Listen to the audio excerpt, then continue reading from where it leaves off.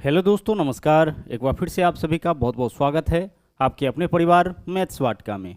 दोस्तों, मैं हूं रुपेश यादव और इस वीडियो में हम लोग एनटीपीसी सीबीटी 2 9 मई 2022 के दूसरे शिफ्ट में जो बचा हुआ क्वेश्चन है उसको हम लोग देखेंगे, क्योंकि इसके आधे क्वेश्चन को हम लोगों ने पिछले क्लास में देखा था। अगर आपने अब तक उस वीडियो को नहीं देखा है तो उसे भी जरूर देखिए। इस वीडियो के डिस्क्रिप्शन में उसका लिंक आपको मिल जाएगा। इसके अलावा प्ले स्टोर से मैथ्स वाटिका एप्लीकेशन को डाउनलोड करके आप हमारे साथ पेड बैच में भी जुड़ सकते हैं। वहाँ पे आपको 350 रुपये में कंप्लीट मैथमेटिक्स और 350 में कंप्लीट रीजनिंग कराया जाएगा। तो आइए शुरू करते हैं आज के क्लास को।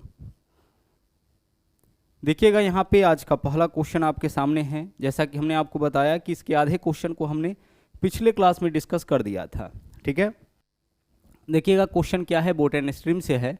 बोला है एक व्यक्ति शांत जल में 11 किलोमीटर प्रति घंटा के चाल से नाव चला सकता है। देखिए, शांत जल में नाव का चाल है 11 किलोमीटर प्रति घंटा और धारा का चाल दे रखा है 5/6 मीटर पर सेकेंड। तो पहला काम तो हम यही करेंगे कि जो धारा का चाल है ना उसको हम कन्वर्ट करेंगे किलोमीटर प्रति घंटा में।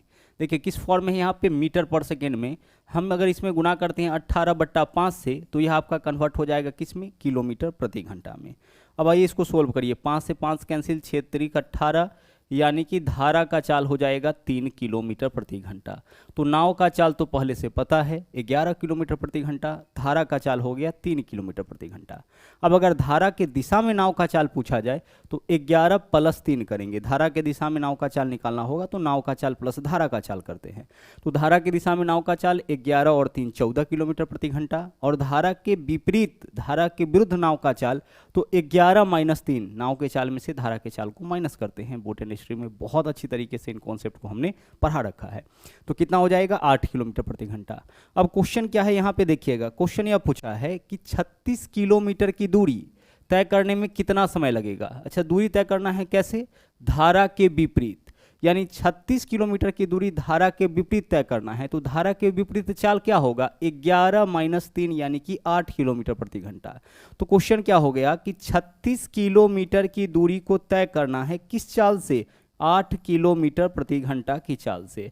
8 किलोमीटर प्रति घंटा क्यों लेंगे, क्योंकि धारा के विपरीत बोला है कि कितना समय लगेगा। तो धारा के विपरीत में तो चाल यही होगा, मतलब इस दूरी को इस चाल से तय करना है। तो दूरी बट्टा चाल, समय निकल जाएगा। ठीक है, इसे काटिए, यह कैंसिल हो जाएगा।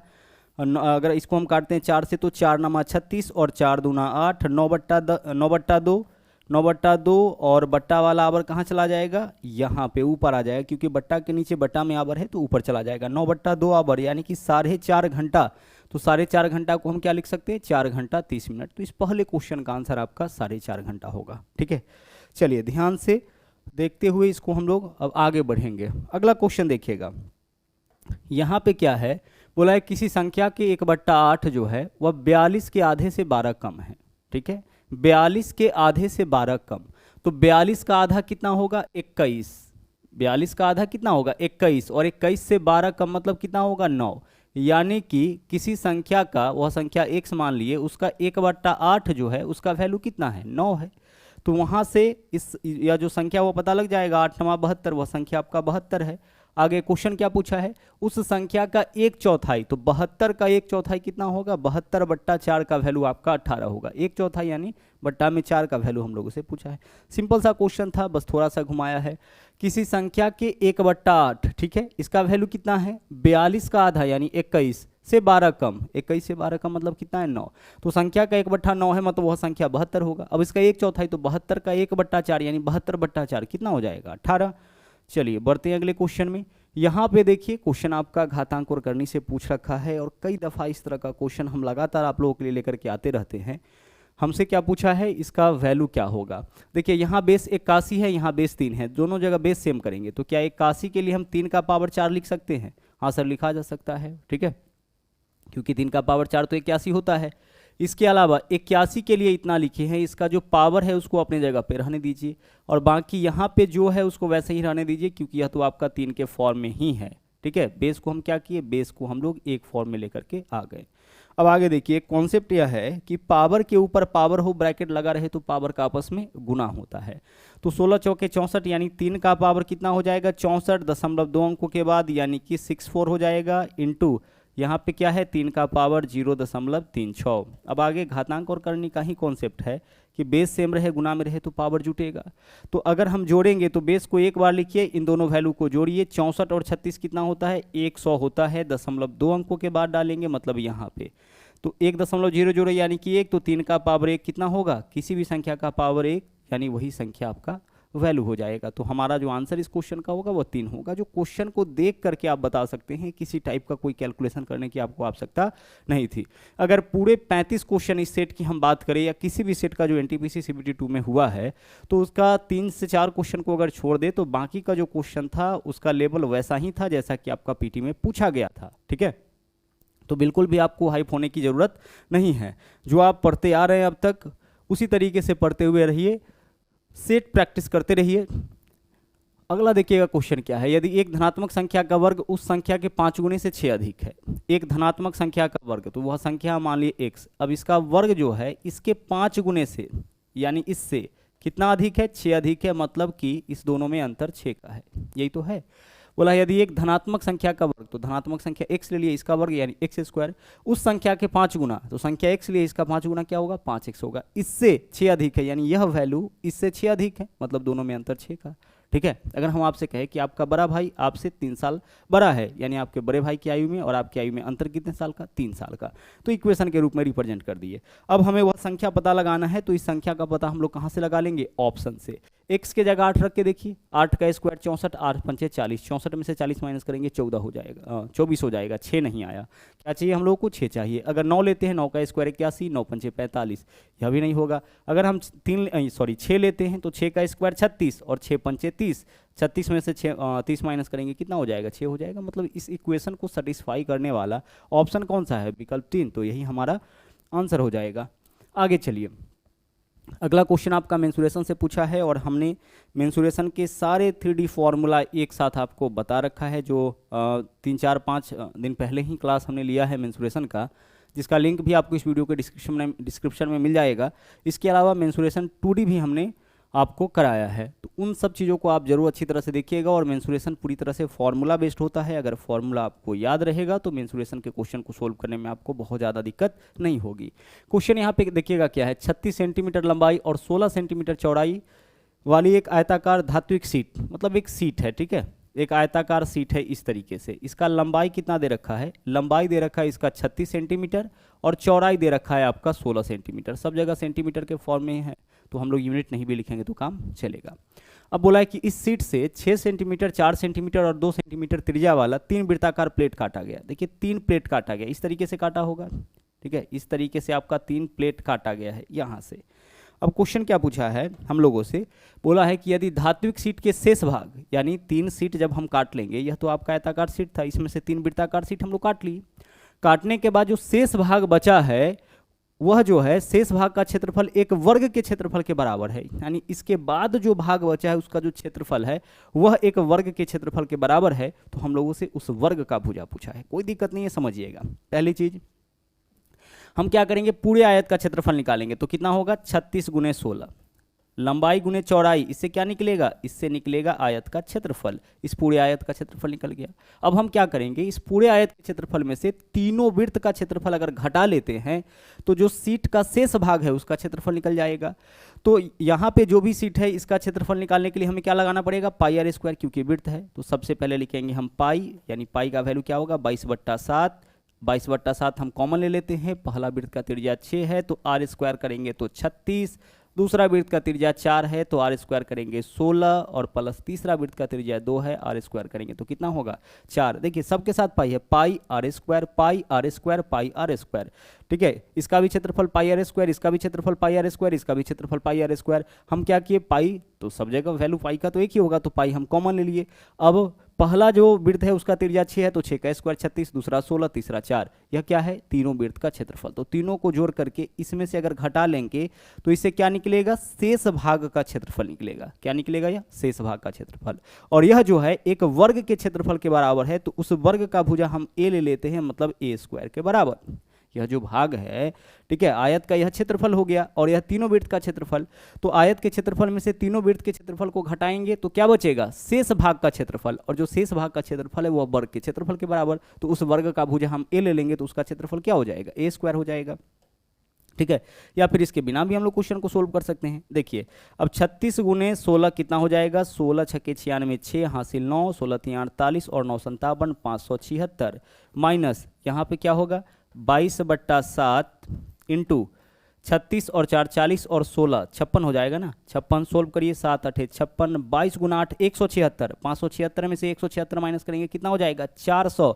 यह 400 क्या है, एक वर्ग का क्षेत्रफल है। तो जिस वर्ग का क्षेत्रफल, शेष के बारे में यही बोला है ना, क्या बोला था कि यदि धात्विक शीट के शेष भाग का क्षेत्रफल एक वर्ग के क्षेत्रफल के बराबर है, मतलब यह एक वर्ग के क्षेत्रफल के बराबर है। तो वर्ग का क्षेत्रफल क्या होता है, भुजा स्क्वायर, यानी कि भुजा स्क्वायर के बराबर है तो उस वर्ग का भुजा क्या होगा, इसका वर्गमूल। तो 400 का वर्गमूल हो जाएगा आपका कितना, 20 हो जाएगा। जैसे एक वर्ग का क्षेत्रफल 36 है तो भुजा कितना, रूट कर लीजिए 6 हो जाएगा। एक वर्ग का क्षेत्रफल 49 है, भुजा कितना, रूट कर लीजिए। तो एक वर्ग का क्षेत्रफल 400 है तो भुजा कितना, 400 का वर्गमूल यानी कि 20 हो जाएगा। चलते हैं अगले क्वेश्चन में। देखिएगा, रेणु का प्राप्तांक गलती से 9 के स्थान पर 99 के रूप में अंकित हो गया। 9 के स्थान पर 99 यानी कि ज़्यादा कितना लिखा, 90 ज़्यादा लिखा था, कितना 9, लिख कितना दिया 99 आगे। इस गलती के कारण कक्षा का औसत प्राप्तांक वास्तविक औसत से 2.25 अधिक है। तो छात्रों की संख्या, बस कुछ नहीं करना है, औसत में जितना का वृद्धि हुआ है उससे बस आप इसको भाग कर दीजिए, आंसर आपका आ जाएगा, ठीक है। इतना का वृद्धि हुआ है, कुल वृद्धि इतना है, प्रत्येक में वृद्धि इतना, तो छात्रों का संख्या, पॉइंट हटाएंगे ऊपर में क्या हो जाएगा, 00 हो जाएगा। 225 चौके 900 होगा, ठीक है, 200 चौके 800, 25 चौके 100, 900 हो जाएगा, एक जीरो बच गया, यानी आंसर हमारा क्या हो जाएगा, आंसर हमारा इस क्वेश्चन का 40 हो जाएगा, ठीक है। 90 की वृद्धि हुआ है, कुल वृद्धि कितना का, 90 का। अब 90 की वृद्धि हुआ है जबकि औसत वृद्धि 2.25 का। अगर बोला जाए कि 40 का वृद्धि हुआ है जबकि औसत वृद्धि 2 का, इसका मतलब विद्यार्थी कितना होगा, 20 का होगा। 30 का वृद्धि हुआ है जबकि कुल वृद्धि 30 का हुआ है जबकि प्रत्येक में 3 का वृद्धि हुआ है। औसत वृद्धि का मतलब प्रत्येक में वृद्धि, यानी व्यक्तियों का संख्या कितना होगा, 10। तो उसी तरह से औसत में इतना का वृद्धि हुआ है तो प्रत्येक में कितना का वृद्धि हुआ है, इससे भाग करेंगे तो व्यक्तियों का संख्या निकल जाएगा। आगे चलिए, अगला देखिए क्वेश्चन क्या है। यहाँ पे देखिए बोला है कि एक गोले की त्रिज्या और एक शंकु के आधार की त्रिज्या 3√2 सेंटीमीटर, यानी गोला का त्रिज्या और शंकु का त्रिज्या बराबर दे रखा है। यदि गोले का पृष्ठीय क्षेत्रफल, क्या होता है गोले का पृष्ठीय क्षेत्रफल, 4 पाई आर स्क्वायर, तो आर का वैल्यू क्या है, 3√2, 3√2 का स्क्वायर, 3 का स्क्वायर 9, √2 का स्क्वायर 2, 9 दूना 18। यह हो गया गोले का पृष्ठीय क्षेत्रफल, ठीक है। क्या बोला है, यदि गोले का पृष्ठीय क्षेत्रफल उस लंबवृत्तीय शंकु के संपूर्ण पृष्ठीय क्षेत्रफल, शंकु का संपूर्ण पृष्ठीय क्षेत्रफल क्या होता है, pi R into R plus L या एल प्लस आर, यही तो होता है। शंकु का संपूर्ण पृष्ठीय क्षेत्रफल pi R into L plus R या पाई आर प्लस एल, एक ही बात है। यह होता है शंकु का संपूर्ण पृष्ठीय क्षेत्रफल। वक्र पृष्ठीय क्षेत्रफल पाई आर एल और शंकु का आयतन क्या होता है, 1/3 पाई आर स्क्वायर एच। अब यहाँ पे बोल रखा है कि गोले का जो संपूर्ण पृष्ठीय क्षेत्रफल है वह शंकु के संपूर्ण पृष्ठीय क्षेत्रफल के बराबर। तो शंकु का संपूर्ण पृष्ठीय क्षेत्रफल क्या होगा, पाई, यहाँ पे लिखेंगे हम पाई इंटू आर, तो आर का वैल्यू जो है उसको लिख दीजिए 3√2 इंटू आर, तो आर के जगह 3√2 और प्लस कितना, प्लस एल, यही है आपका। और यह दोनों क्या है, बराबर है। यह क्या है आपका शंकु का, सॉरी, यह है आपका गोला का पृष्ठीय क्षेत्रफल और यह है शंकु का संपूर्ण पृष्ठीय क्षेत्रफल, जिसमें से त्रिज्या शंकु का केवल पता है, एल का वैल्यू पता नहीं है। अब इसको सोल्व अगर हम लोग करने के लिए जाते हैं तो देखिएगा, पाई से पाई कैंसिल, यहाँ पे एकमात्र वेरिएबल है एल, तो एल का मान तो निकल जाएगा। तो आइए हम लोग एल का मान निकालने का यहाँ से प्रयास करते हैं। 18 चौके कितना हो जाएगा, 72 हो जाएगा, बराबर, इधर देख लीजिए 3√2 से दोनों में गुना, तो इन दोनों को गुना करेंगे तो 3 3 9 और 9 दूना कितना हो जाएगा 18 और प्लस 3√2 इंटू एल, यही तो होगा, 3√2 इंटू कितना हो जाएगा एल। इस दोनों का गुना करेंगे तो 3 3 9 और √2 में √2 से गुना करेंगे 2, यानी कितना हो जाएगा आपका 18 और 3√2 में एल से गुना करेंगे तो 3√2 इंटू एल। 18 इधर आके 72 में से घटेगा, कितना हो जाएगा 54, 54 बराबर 3√2 इंटू एल, तो एल का मान 54/3√2, यही तो होगा। चलिए अब इस वैल्यू को काटिए, 3 से काटेंगे 18 और 18/√2 है। आप इसको ऐसे भी कर सकते हैं, अगर आप इसको काटना चाहे तो यह कितना हो जाएगा, यह आपका हो जाएगा 9√2, 18 को जब काटिएगा √2 से तो कितना होगा 9√2। क्यों होगा ऐसा? क्योंकि 18 के लिए हम ऐसे लिख सकते हैं 9 गुना √2 गुना √2 लिखा जा सकता है ना। √2 में √2 से गुना करेंगे 2, 2 9 18, ये 18 का वैल्यू है, इसमें जब √2 से भाग करिएगा इससे यह कैंसिल, क्या बचेगा 9√2। तो एल का मान आया, मतलब लेटरल हाइट आया है शंकु का, यहाँ पे शंकु का क्या आया है, तिर्यक ऊंचाई आया है। हम लोगों से शंकु का ऊंचाई पूछा है, तो शंकु का ऊंचाई कैसे निकालेंगे? शंकु का ऊंचाई निकालने के लिए हम लोग करते हैं एल स्क्वायर। तो एल का वैल्यू है 9√2, एल स्क्वायर माइनस क्या करेंगे हम लोग आर स्क्वायर, आर कितना है 3√2, इसका करेंगे स्क्वायर और अंडर करेंगे रूट। ठीक है, 9 का स्क्वायर 81, 81 दूना 162 माइनस 3 का स्क्वायर 9, 2 दूना और 9 दूना 18, 162 में से 18 माइनस करेंगे 144, 144 का वर्गमूल क्या होगा 12, यानी कि 12 सेंटीमीटर जो है वो आपका ऊंचाई हो जाएगा शंकु का। देखिएगा शंकु में क्या होता है, इस तरीके से अगर हम शंकु बना देते हैं यह वाला, ठीक है, यह हमारा अगर कोई शंकु है तो यह हो गया आपका ऊंचाई और यह क्या है तिर्यक ऊंचाई। इसको हम एल से डिनोट करते हैं, इसको एच से और यह आर से। वास्तव में यह क्या होता है, एक समकोण त्रिभुज होता है जिसमें एल जो होता है वह कर्ण होगा, एच जो होगा लंब होगा और त्रिज्या जो होता है वो आपका ऊंचाई हो जाता है। तो रिलेशन वही होता है। यहाँ पे हमें क्या निकालना था, एच यानी कि लंब, तो कर्ण का स्क्वायर यानी कि एल का स्क्वायर और माइनस आर का स्क्वायर कर दिए।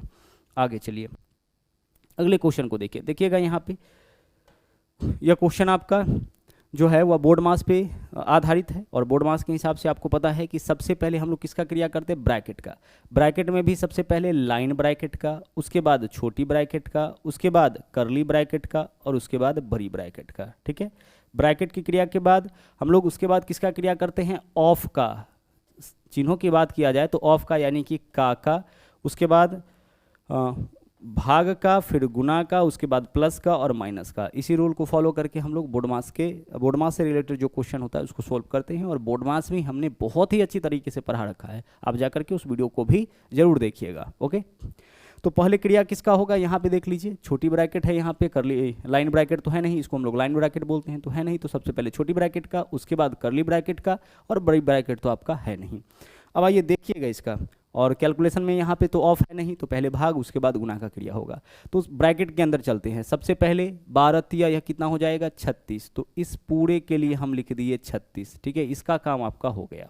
ओके, चलिए अब आगे चलिए। अब हम लोग चलते हैं इस ब्रैकेट के अंदर, करली ब्रैकेट के अंदर। तो माइनस है, भाग है, गुना है, पहले भाग का क्रिया होगा। तो 4 में जब भाग करेंगे 36 से तो क्या होगा, 4 भागा यानी बट्टा 36 मतलब 1/9, यही तो होगा।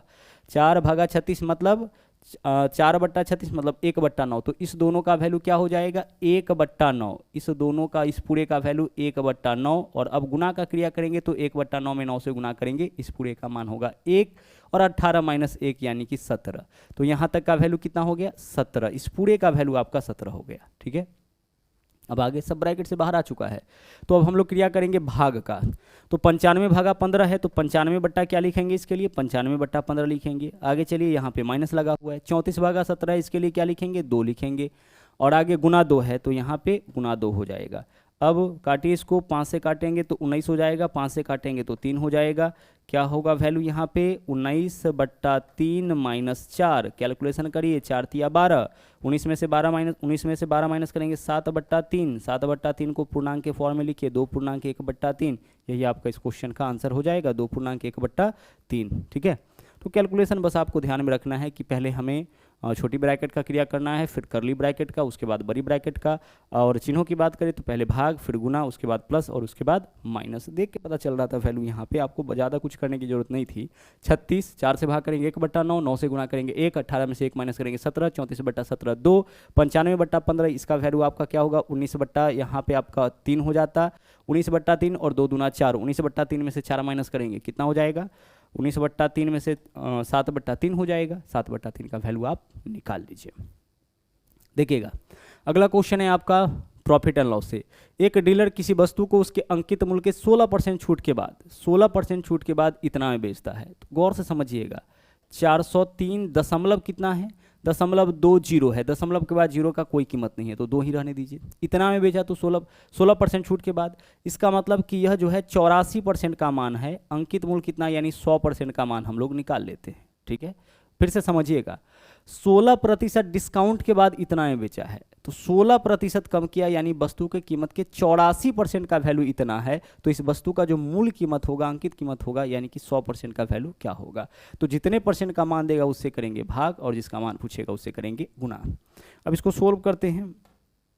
देखिए पॉइंट अगर हटाते हैं तो एक जीरो यहाँ पे आ जाएगा, जीरो से जीरो कैंसिल हो जाएगा, और अगर 4 से काटते हैं तो 4 दूना 8 हो जाएगा, 4 एकम 4 होगा, 4 से अगर हम इसको काटते हैं तो 4 एकम 4 जीरो हो जाएगा। अच्छा रुक जाइए एक सेकेंड, ये आपका 12 से भी कट रहा है तो सीधे 12 से काट लेते हैं। 12 से काटेंगे, 12 सत्ते 84, 12 से अगर इसको काटते हैं तो 12 तिया 36, 4 बचेगा 40, 12 तिया 36 और 12 छक्के 72। ठीक है, आगे देखिए 7 से काटेंगे, 7 चौके 28 और 7 अठे 56, 48 गुने 10 यानी 480। 480 क्या आया, अंकित मूल आ गया। अंकित मूल्य यानी कि एमआरपी वस्तु का आपका 480 आ गया।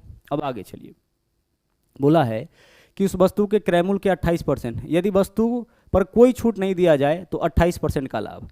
कोई छूट नहीं देने का मतलब कि एमआरपी में ही बेचा जाए, मतलब 480 रुपये में ही बेचा जाए तो क्या होगा, इतना में बेचा जाए तो 28% का लाभ, मतलब कि यह 128% का मान है, तो क्रय मूल्य कितना, यानी कि फिर से हमें 100% का वैल्यू निकाल लेना है। अब आप इसको सोल्व करिए, आंसर आपका यहाँ से कितना आ जाएगा, 375 आ जाएगा। कैलकुलेशन कर लीजिएगा, सिंपल सा यहाँ पे आपका कैलकुलेशन है। 480 में बेचने पर 28% का लाभ, मतलब 480 जो है वो 128% का वैल्यू है, हमें चाहिए क्रय मूल्य यानी 100% का मान, हम गुना कर लेंगे 100 से।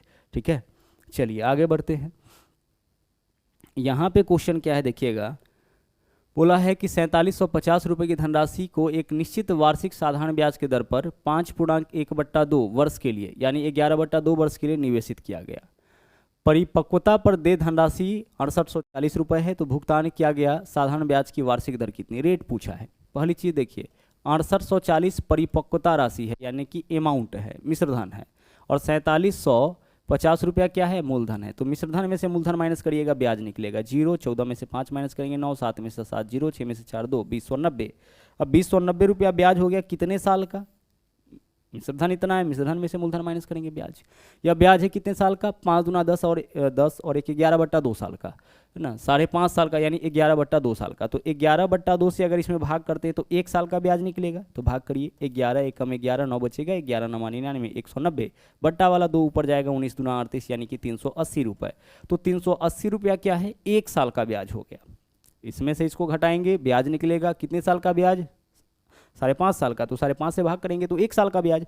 अब 1 साल का ब्याज आपका निकल गया, करना यह होता है कि 1 साल के ब्याज में बस इसको परसेंटेज में कन्वर्ट कर देना होता है। 1 साल के ब्याज में मूलधन का 1%, तो 4750 का 1% कितना हो जाएगा, 47.5 हो जाएगा। किसी भी संख्या का 1% निकालने के लिए ना, उसमें हम लोग 100 से भाग करते हैं, तो इसमें 100 से भाग करिए, 1 0 से 1 0 कैंसिल, 10 से भाग करेंगे 1 अंक के बाद दशमलव। ठीक है, पॉइंट हटाइएगा, ऊपर में क्या हो जाएगा, 0 हो जाएगा। अब आप इसको काट लीजिए, अगर आप इसको काटते 25 से अगर काटते हैं तो देखिए कितना हो जाएगा, 25 एकम 25 और 22, 25 नवा 225। इसको 2 भागों में काटे, क्या हम इसको 38 गुने 100 समझ सकते हैं, 3800 को हाँ से समझ सकते हैं।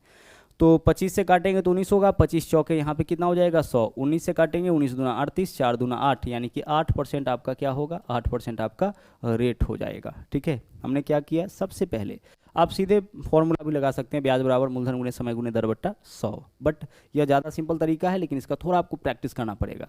ब्याज इतना है 11/2 साल का, 11/2 से भाग किए, 1 साल का ब्याज निकला। 1 साल के ब्याज में मूलधन के 1%, किसी भी संख्या का 1% कैसे निकालेंगे, उसमें 100 से भाग करके, जिसका भी 1% निकालना होगा उसमें आप 100 से भाग करिए। तो जैसे ही भाग करेंगे यह आपका क्या निकल जाएगा, 1 साल का परसेंटेज ब्याज, और जो 1 साल का परसेंटेज ब्याज होता है वही आपका रेट कहलाता है। अगले क्वेश्चन में आइए, देखिएगा यहाँ से क्या है, पूछा है कि किसी निश्चित धनराशि पर 15% वार्षिक दर से, 15% वार्षिक दर से इतने वर्ष का ब्याज, तो 15% वार्षिक दर से कितने साल का, 3 3 9 1 10/3 साल का ब्याज कितना हो जाएगा, देख लीजिए, 3 पंचे 15, 10 पंचे 50% हो जाएगा। ठीक है, ब्याज बराबर क्या होता है, रेट गुने टाइम। जैसे 10% वार्षिक दर से 1 साल का ब्याज 10%, 2 साल का ब्याज 10 दूना 20%, 3 साल का ब्याज 10 गुना 3 30%। तो उसी तरीके से 15% वार्षिक दर से इतने साल का ब्याज इतना गुने 3 यानी 50% हो जाएगा। समान धनराशि पर 12% वार्षिक दर से, 12% वार्षिक दर से 5.5 वर्षों का ब्याज, 5.5 यानी कि 5 दूना 10 और 1 11/2 वर्ष का ब्याज। 2 छक्के 12, कितना हो जाएगा ये आपका 66% हो जाएगा। ठीक है, रेट गुना टाइम करना है, 12% गुना 5.5। ठीक है, इस दर से इतने समय का ब्याज 50% और उस दर से इतने समय का ब्याज 66%। बोला है कि प्राप्त ब्याज साधारण ब्याज से 1840 कम है, यानी कि यह जो ब्याज है, यह वाला जो ब्याज है इससे, यह वाला जो ब्याज है इससे रुपए में कितना कम है, रुपए में कम है 1840। देखिएगा रुपए के रूप में कितना कम है 1840, परसेंटेज में कितना कम है 66 है और यह 50 है 16, यानी कि यह वैल्यू 16% का मान है। हमें क्रैमूल चाहिए, सॉरी मूलधन चाहिए, मतलब 100% का मान, तो 100 से हम लोग करेंगे गुना। इस कॉन्सेप्ट का बहुत ज़्यादा यूज हम लोग करते हैं। ठीक है, परसेंटेज हो, प्रॉफिट एंड लॉस हो, सीआई हो, एसआई हो, डिस्काउंट हो, हर जगह इस कॉन्सेप्ट का हम लोग बहुत ज़्यादा यूज करते हैं। 1840 क्या है, दोनों के ब्याज में अंतर, जबकि रियल में अंतर कितना का 16 का, तो रियल में अंतर 1840 का, जबकि परसेंटेज में 16, तो यह वैल्यू 16% का। हमें मूलधन चाहिए यानी कि 100% का मान हम कितना से गुना कर लेंगे, 100 से गुना कर लेंगे। सोल्व करिए, अगर हम इसको काटे 16 एकम 16, हाँ कट जाएगा, 16 एकम 16 हो जाएगा, 2 हो जाएगा, 16 एकम 16, यहाँ पे 8, 16 पंचे 80, 115 गुने 100 यानी कि 11,500। यही आपका इस क्वेश्चन का सही आंसर हो जाएगा। चलिए बढ़ते हैं अगले क्वेश्चन में। अगला क्वेश्चन देखिएगा क्या है, यहाँ बोला है कि PQRS केंद्र O वाला एक वृत्त है, ठीक है, और स्थित एक चक्रीय चतुर्भुज है। यहाँ पे एक वृत्त है और इसमें एक चक्रीय चतुर्भुज। चक्रीय चतुर्भुज किसको बोलते हैं, कोई भी चतुर्भुज वृत्त के अंदर ऐसे स्थित हो कि उसका चारों कोना वृत्त के परिधि पर हो, तो उसको हम लोग बोलेंगे चक्रीय चतुर्भुज। चक्रीय चतुर्भुज तभी कहलाएगा जब वह चतुर्भुज वृत्त के भीतर होगा और साथ में उसका चारों जो कॉर्नर है वह आपका वृत्त के परिधि पर होना चाहिए। आगे एक कंडीशन और होता है, चक्रीय चतुर्भुज के ना सम्मुख कोणों का योग 180 डिग्री होता है, मतलब इन दोनों को मिला के 180 और इन दोनों को मिला के 180। यहाँ पे क्या दे रखा है कि एंगल PQR बीच वाला जो होता है उसी को एंगल यहाँ पे और एंगल PSR से डिनोट किया जाता है। इसका रेशियो क्या है 11:7। तो बोला है कि PQRS, यह जो आपका चक्रीय चतुर्भुज है इसका नाम क्या है PQRS, यही तो है। ठीक है, अब इसके एंगल PQR यानी कि Q इस वाले एंगल की बात कर रहा है और PSR यानी इस वाले एंगल का बात कर रहा है, इसमें अनुपात 11:7 का है। तो हमने आपसे क्या कहा कि चक्रीय चतुर्भुज के सम्मुख कोणों का योग 180, मतलब दोनों मिला के 180 होना चाहिए। यहाँ पे दोनों मिला के कितना है 18, 18 में कितना से गुना करेंगे 180, 10 से, तो 11 दहाई 110 और 7 दहाई 70, यानी एक एंगल 70 होगा, दूसरा 180। क्यू वाला कितना हो जाएगा, यह वाला आपका 110 हो जाएगा और यह वाला कितना होगा, यह वाला आपका 70 होगा। ठीक है, आगे चलिए। अच्छा, यह जो वृत्त है इसका केंद्र, यह जो सर्किल है इसका केंद्र क्या है, केंद्र O दे रखा है। अब क्या बोला इस क्वेश्चन में, बोला यदि PQ बराबर QR, PQ बराबर QR, यह भी दे रखा है PQ बराबर क्या है QR है। ठीक है, तो पूछा है एंगल OPQ, यह वाला O है, केंद्र को O से डिनोट किया है, तो OPQ इस एंगल का मान पूछा है। ध्यान से देखिएगा, यह दोनों बराबर है तो यहाँ पे 110 है, तो यहाँ वाला कितना हो जाएगा 55, आधा होगा ना, यहाँ वाला कितना हो जाएगा 55। अब ध्यान से एक चीज और समझिएगा, त्रिभुज में क्या होता है कि बराबर भुजा के सामने का कोण बराबर होता है, तो केंद्र बिंदु से परिधि यह भी क्या है त्रिज्या है और केंद्र बिंदु से परिधि यह भी क्या है त्रिज्या है। तो यहाँ जो त्रिभुज है OPQ उसका दो भुजा बराबर है, तो इन दोनों भुजा के सामने का कोण बराबर होगा। तो चूंकि इस भुजा के सामने का कोण 55 है, इसलिए इस भुजा के सामने का कोण भी क्या होगा 55 ही होगा। और हम लोगों से क्या पूछा गया OPQ, OPQ का वैल्यू कितना होगा आपका 55 डिग्री हो जाएगा। बढ़ते हैं अगले क्वेश्चन में। अगला क्वेश्चन देखिएगा क्या है, यहाँ पे बोला है कि एक निश्चित धनराशि को 18% वार्षिक चक्रवृद्धि ब्याज के दर से, रेट क्वेश्चन में देखिएगा कितना दे रखा है, रेट दे रखा है 18%। ठीक है, आगे चलिए। अब बोला है कि 1 वर्ष 4 माह, टाइम कितना है 1 साल 4 महीना, इसके लिए क्या हम 16 महीना लिख सकते हैं, 16 मंथ्स, हाँ सर लिखा जा सकता है। 1 वर्ष 4 महीना, सबको महीना के फॉर्म में ही लिख दिए, एक फॉर्म में लिख रहे हैं।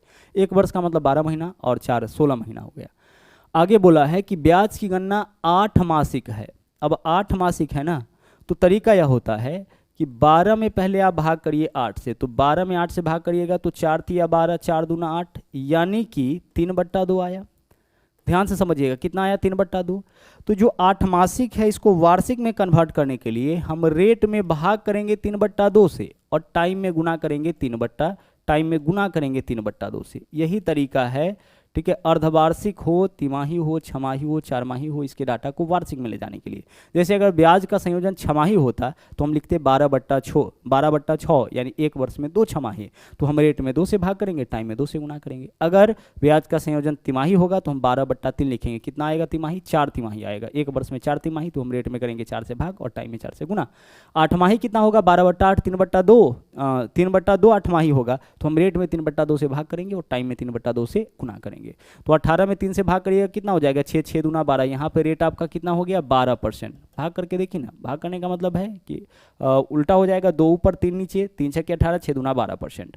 और 16 3 2 8 16, 16 2 से काटेंगे यहाँ, कितना हो जाएगा? 8, 8 3 24। तो टाइम कितना हो गया? 24 मंथ। 24 मंथ का मतलब कितना साल? 2 साल। तो क्वेश्चन देख लीजिए, अब आपका सिंपल हो गया। क्वेश्चन क्या हो गया? 12% वार्षिक दर से 2 साल का, यहाँ पे क्या दे रखा है? चक्रवृद्धि ब्याज मूलधन हम लोगों से पूछा है। तो 2 साल के केस में सीआई निकालने का तरीका होता है एसआई, यानी कि 12 गुने 2 24 और प्लस रेट का स्क्वायर, तो 12 का स्क्वायर 144 और इसमें 0.2 अंकों के बाद हम लोग डालते हैं। 24 और 1 कितना हो जाएगा? 25। तो और यह परसेंटेज के फॉर्म में निकलता है, तो 25.44% यह हो गया आपका कंपाउंड इंटरेस्ट। ठीक है। 2 साल के केस में सीआई बराबर एसआई प्लस रेट का स्क्वायर। अगर रेट आपका है 5% तो 5 दूना 10, 5 का स्क्वायर 25, 10.25%। अगर रेट आपका 10% है, टाइम 2 वर्ष, तो 10 दूना 20, 10 का स्क्वायर 100 यानी 21%। ठीक है। बहुत अच्छी तरीके से हमने इसको भी बता रखा है। अब क्या पूछा है यहाँ पे देखिए, चक्रवृद्धि ब्याज परसेंटेज के फॉर्म में 25.44 और रियल में 3816। इसका मतलब क्या हुआ? 3816 जो है वह वैल्यू हो गया आपका 25.44 का। और हमें क्या निकालना है? मूलधन, यानी 100% का मान हम गुना करेंगे किससे? 100 से। जब इस पार्ट का कैलकुलेशन करिएगा तो वैल्यू आपका कितना आ जाएगा? 15,000 आ जाएगा। यही आपका इस क्वेश्चन का सही आंसर हो जाएगा। ठीक है, बस काटना है, पॉइंट हटाएंगे, ऊपर में 00 कैलकुलेट करिए, आंसर आपका आ जाएगा। चलिए, तो यह था आपका आखिरी क्वेश्चन और इस तरीके से आपका यह जो सेट है वह आपका कंप्लीट हुआ। यानी यह आपका दूसरे शिफ्ट का क्वेश्चन था, पहले शिफ्ट का क्वेश्चन नहीं था। पिछले क्लास में हमने आपको बोला था कि पहले शिफ्ट का क्वेश्चन था, जबकि यह आपका दूसरे शिफ्ट का क्वेश्चन था। तो दूसरे शिफ्ट का जो क्वेश्चन है आपका 9 तारीख वाला, वह आपका कंप्लीट हुआ और बाकी के सेट को लेकर के भी हम आगे आते रहेंगे। बस आप एनालिसिस करिएगा कि किस लेवल का क्वेश्चन पूछा जा रहा है और अब आपका जो तैयारी होना चाहिए वो किस तरीके का होना चाहिए। ठीक है, चलिए तो मिलते हैं अगले वीडियो में। थैंक यू, जय हिंद।